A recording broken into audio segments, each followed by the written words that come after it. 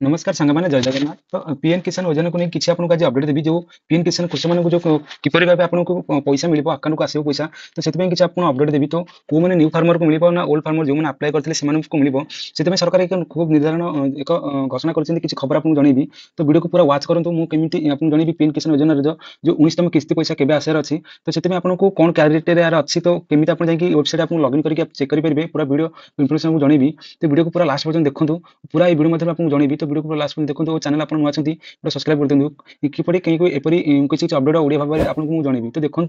ये देखिए आप वेबसाइट जाकि आप देखिपारे आपको जब यूकेसी न होती है यूकेसी भी करेंगे जो मैंने नुआ फार्मर मैंने जो नुआ कृषक अच्छे से भी नुआ फार्म रजिस्ट्रेशन करेंगे तो आप सेल्फ रजिस्ट्रेशन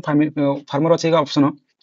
से आप अपडेट करेंगे तो ये आप मोबाइल नंबर भी अपडेट करेंगे तो आप जो पीएम किसान योजना जो कार्ड अच्छी से आप स्टाटस भी आप चेक करेंगे तो देखो प्रीवियस पीडीसी जो पीरियड में देखो केते जन चाषी पेमेंट मिल जाए देखो डिसेम्बर मार्च में 11,17,14,771 जन को मिली तो अगस्ट मस देखो यही भाव में आपको मिल तो 19तम किस्ती एत पर्यटन सरकार एक घोषणा कर मिल से आपको एक अपडेट न्यूज देवा दूसरी देखो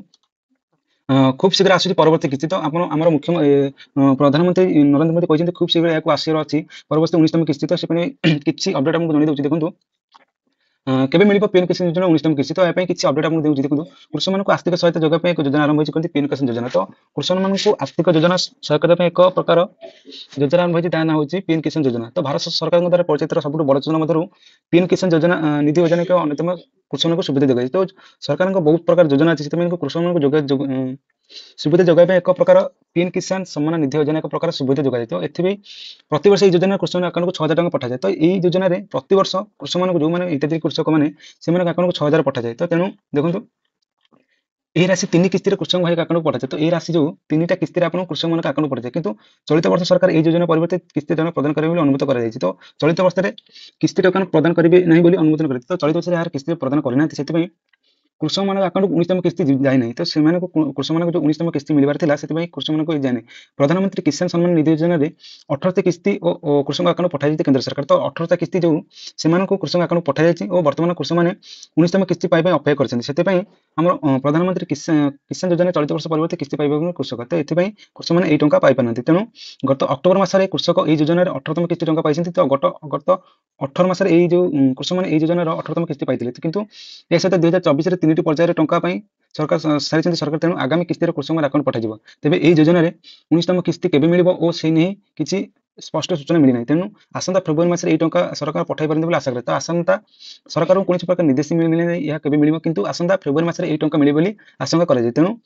कृषक मैंने कई प्रकार निष्पत्ति कौ प्रकार सतर्कता अवलंबन करेंगे नजर करूँ फेब्रुआरी आसपारे टंका तेणु फेब्रुआरी मस आसपारे टंका तेणु तेज सरकार तरफ कौन सूचना दिया नहीं किंतु यही किस्ती किसी कृषक बाद भी पड़ पारती जो मैंने भी ईकेसी करना भी ये कृषक मैंने बाद पड़ पारे जो कृषक मैंने निज निजर ईकेवाईसी प्रक्रिया शेष करना तेणु से 18तम किस्ती पड़े जो मैंने भी ईकेसी करना से भी किस्ती अजोग बोली सरकार निर्देश करते ये योजना लाभ पाइबा कृषक मान बैंक अकाउंट को ईकेसी कर पड़ो व्यतीत बैंक अकाउंट को एनपीसीआई एक national portal of safe education अच्छे एक वेबसाइट अच्छी से एनपीसीआई एक सहित आप बैंक अकाउंट लिंक करेंगे आवश्यक जहाँफल